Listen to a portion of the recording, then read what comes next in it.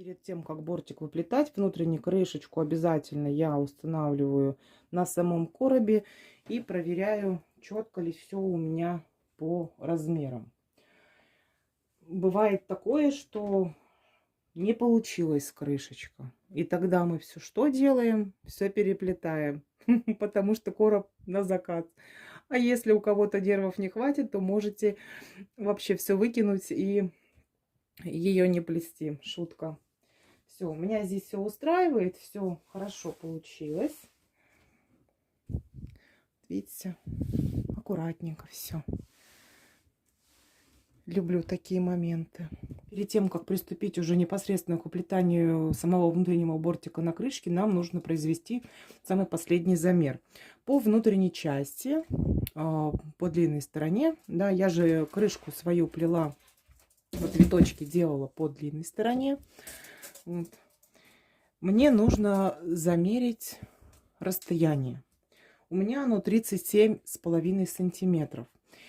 Делаю отступ с одной и с другой стороны по полсантиметра. Для того, ну, как бы эта стенка, получается, моего внутреннего бортика будет. И получается 36,5 сантиметров. Запоминаем это расстояние. И переходим к следующей части. Это у меня изнаночная сторона. Отмеряю их таким образом, чтобы у меня одинаковое расстояние было с одной стороны и с другой, да, отцентровываю. И карандашиком помечаю эти места. Видите, получилось у меня здесь разметка. Давайте я палочками отмечу, да, вот в этом месте. И прямо вот в этом месте. Здесь я буду подклеивать дополнительные стоечки, и у меня получилось все ровно. То есть вот последний раз, 2 ряд плетения, загибка. С этой стороны проверяем также 1, 2 ряд плетения и загибка. Обязательно очень важно отцентровать наше расстояние перед тем, как подставлять стоечки. Вот здесь я карандашиком нарисовала простым, но вам, наверное, не видно.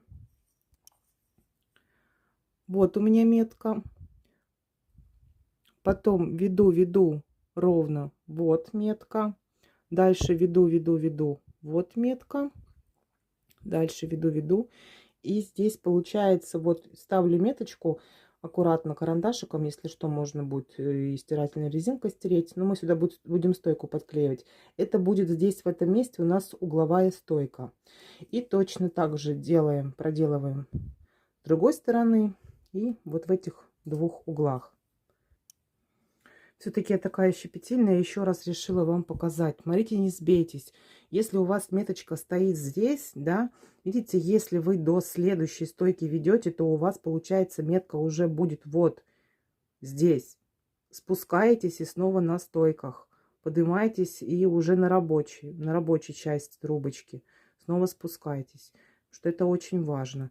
Здесь оно у меня получилось как бы в углублении будет стоечка подклеиваться, а здесь не в углублении. И это отразится, да, на ровности вашего внутреннего бортика, то есть чтобы он у вас зигзагом вот так не шел. Вот, теперь сделала я метки, где у меня будут угловые стойки. Кстати, это преимущество. Я, когда первую крышку плела, точнее первые 2, я заранее подклеивала дополнительные стойки, да, потом загибала их вовнутрь, там 2 последних ряда вот этих выплетала. В общем-то, потом решила, что в этом смысла никакого нет. Сейчас мы будем подставлять сюда стойки, и они будут очень сильно зафиксированы у нас, и за счет них точно вот эти стойки подклеены, они никогда никуда не отвалятся и тоже будут держаться. Теперь я беру заранее оставленные подготовленные обрезки трубочек. Эти обрезки у меня остались от загибки на коробе. В общем-то, я их убрала в пакет, чтобы они сохранили свою влажность. Если они у вас все-таки пересушенные вдруг оказались, ничего страшного, сбрызните их водичкой и уберите в пакет на какое-то время, чтобы они размягчились. Посерединке аккуратно его сгибаю, при помощи палочки помогаю себе. Видите, облегла. Вот так. Вот что получилось. Видите, у меня такая петелька красивенькая. Сплющиваю трубочки. Ой, простите, не трубочки, ну, кончики трубочки, да. И теперь мне нужно будет на одинаковом расстоянии, вот, допустим, здесь у меня будет одинарная, я отступаю 1, 2, 3 петельки, и вот она у меня 4-я идет, да. Мне нужно будет там, так, 1, 2, 3, эту петельку обнять обрезком трубочки.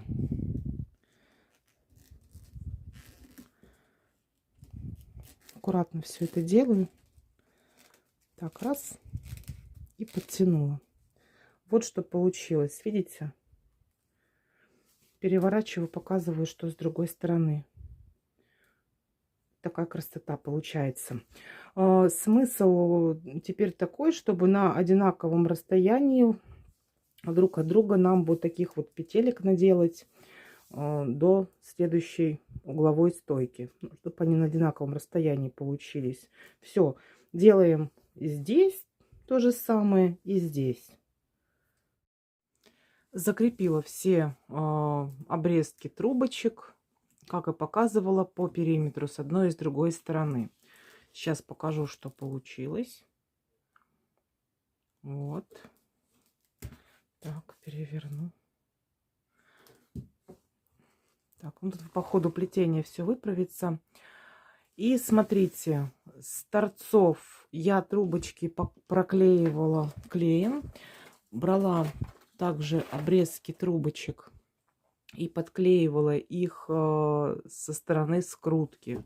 То есть там, где у нас скрутка, видите, трубочка мягкая.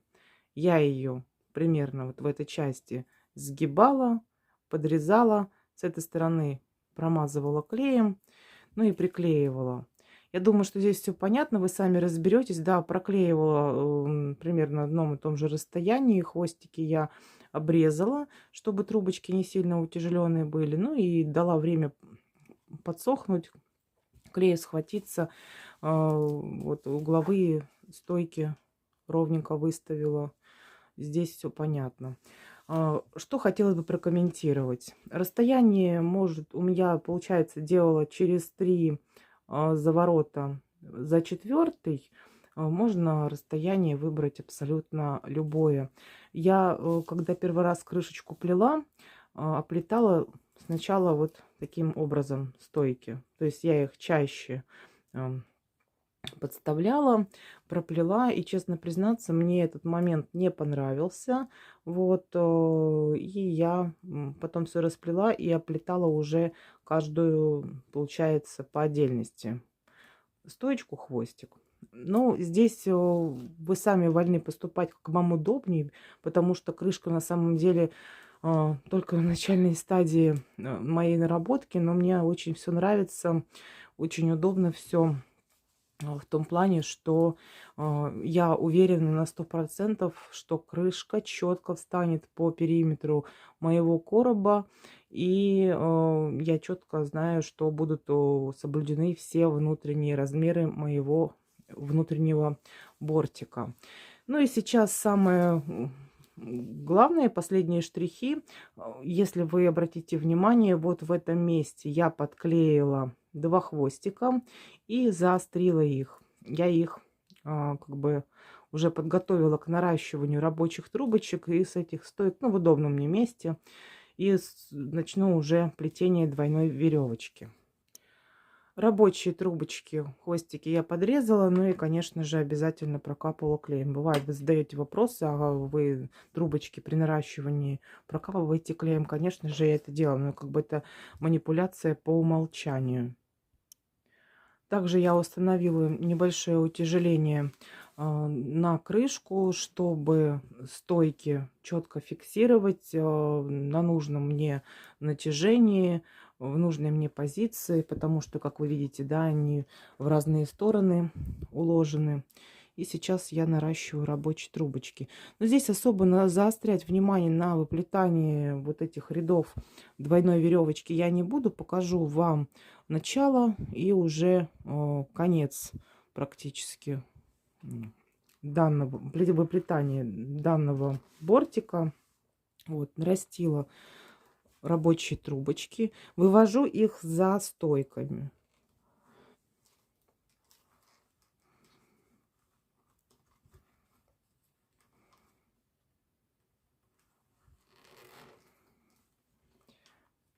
Сильно не натягиваю. Так, давайте я приближу. Сильно не натягиваю. Вот видите, рабочую трубочку довела до стойки. Довела, подогнула. Завела за стойку. Почему это очень важно?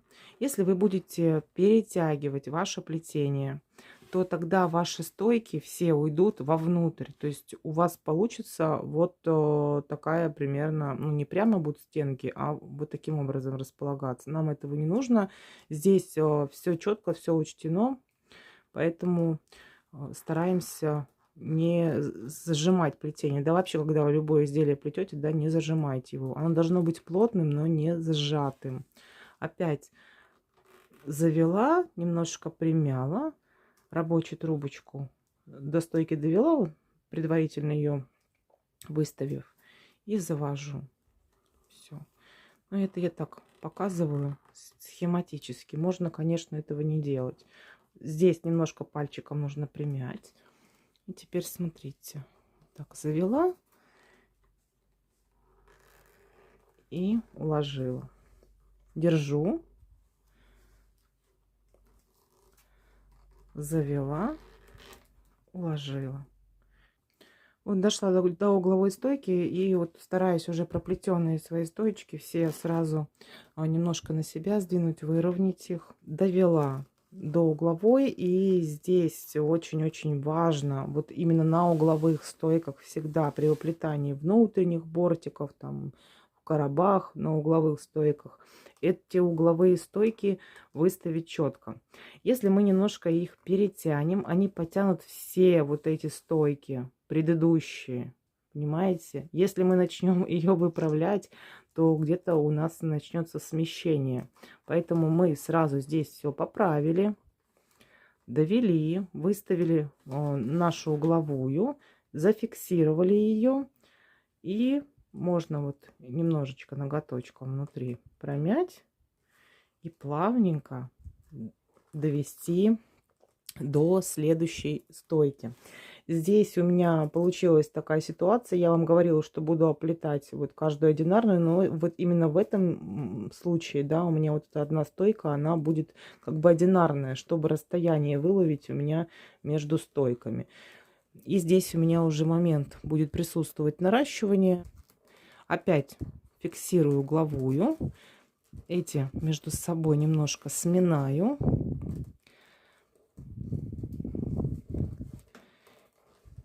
И проплетаю. Так, раз.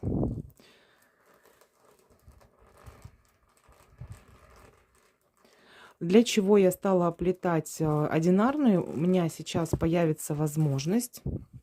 Я их подтягиваю ближе вот к этим, получается, 3 стойкам, да, тройной стойки, сюда к краю. Четко фиксирую. Когда я сейчас проплету, ну давайте еще одну пару хвостиков,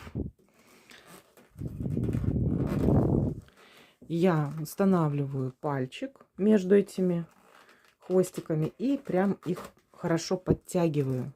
Не боюсь. Выглядит все ужасно и страшно, согласна. Когда я первый раз сплела эту крышку, то мне самой было очень боязно. Но на удивление очень легко все получилось. Если у вас есть достаточный опыт в плетении, то вы наверняка с этим справитесь. Я уверена. Вот. И слегка все подтягиваете, сразу выпрямляете. Вот про что я вам говорила. Не знаю, видно вам или нет. Я стала сейчас здесь зажимать плетение. И видите, моя стойка, она уклоняется. Это показатель того, что я вот здесь стала зажимать плетение. Вот я ее немножко увожу назад, чтобы она уже не начала портить мне вот эти все остальные стойки. Эти тоже назад, назад, значит. Может быть, придется распустить где-то. Обращайте внимание на эти мелочи. Если я что-то говорю, это значит, что это важно. Надеюсь, вы это понимаете. Ну все, дальше я не буду снимать вот эту манипуляцию. Все одно и то же. Проплету сейчас один ряд по кругу. Обязательно после этого крышечку свою я возьму и подставлю на короб, чтобы посмотреть, четко ли она стоит. А я уверена, что так оно и будет. Все.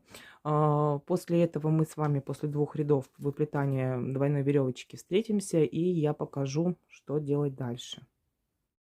Ну вот, я дошла и до первоначальных стоек. Они у меня помечены, как вы видите. Переходы на этих стойках я не делала при выплетании. Завожу за одну и за вторую теперь. Просто, без переходов. Вот завела за вторую стойку первоначальную. И теперь у меня, видите, идет рабочая трубочка. Давайте я еще приближу, вдруг кто-то плохо видит. И где-то чуть, ну прям капельку выше середины срезаю эту стойку. Можно капельку клея капать. Я без клея делаю. Захватываю 2 трубочки, фиксирую их, завожу рабочую трубочку за следующую стойку. И как бы ее выкручиваю немножко, обнимаю следующую стойку. И также прижимаю. Так, у меня здесь место наращивания. Выпячивает немножко. Ничего страшного. Опять отвожу рабочую трубочку. Подрезаю чуть выше серединки. Зажимаю. Отвожу назад следующую стойку. И как бы немножко выкручиваю рабочую трубочку. Оплетаю стойку. И здесь видите, что у меня получается скрыто место среза. Ну и все. И таким образом поступаю со всеми стойками, оплетаю их по периметру. Срезаю и оплетаю.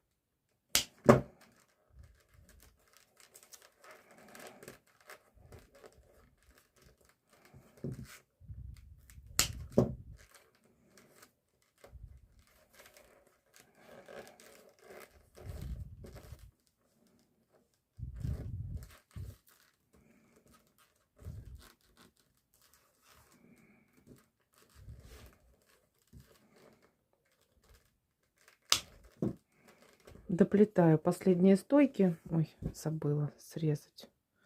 Нужно не забывать это делать. Так.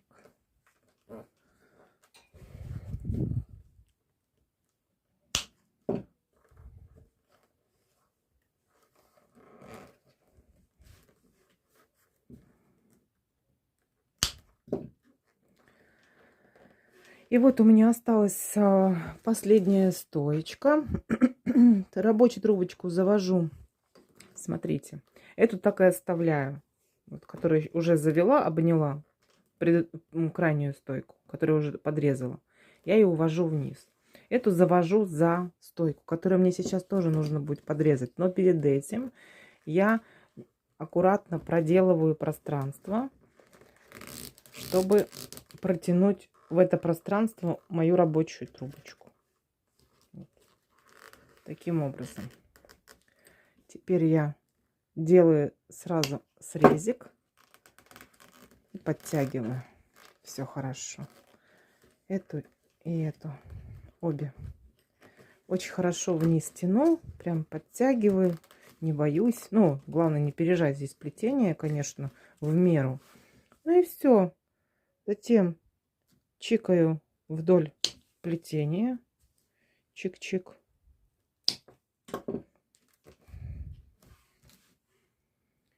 И та-дам! Все готово. Ура! Убираю обрезки.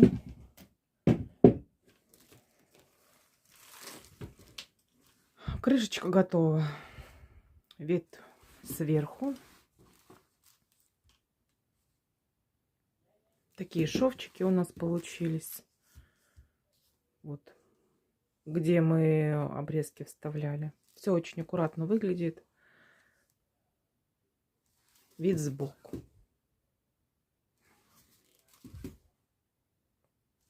Это вот где я сейчас подрезала трубочки. Ну, они как бы слизанные. Все. Смотрите, крышечка, видите, винтом ведется. Это нормальное явление. Чем больше крышка, тем больше винт называется.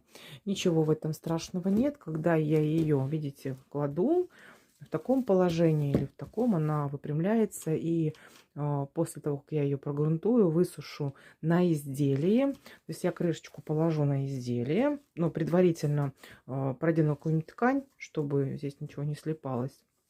Слегка подсушу, тканюшку проложу, сверху крышечку надену и снова какую-нибудь тканюшку, может быть, или целлофановый пакетик, и под пресс на дощечку сверху, чтобы она ровненько облегла саму корзинку. Вот. Ну, так это вот выглядит.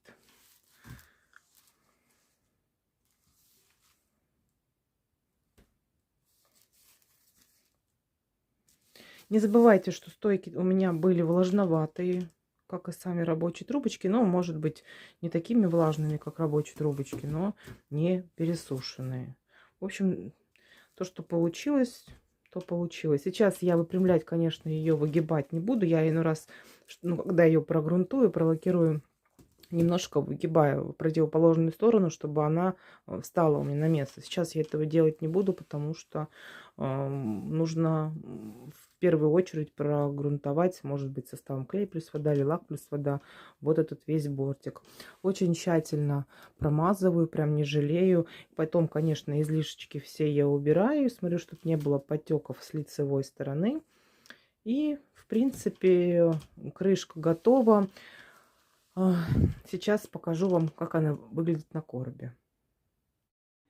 Итак, крышечка моя готова. Я ее сразу надела на короб, чтобы посмотреть, что получилось.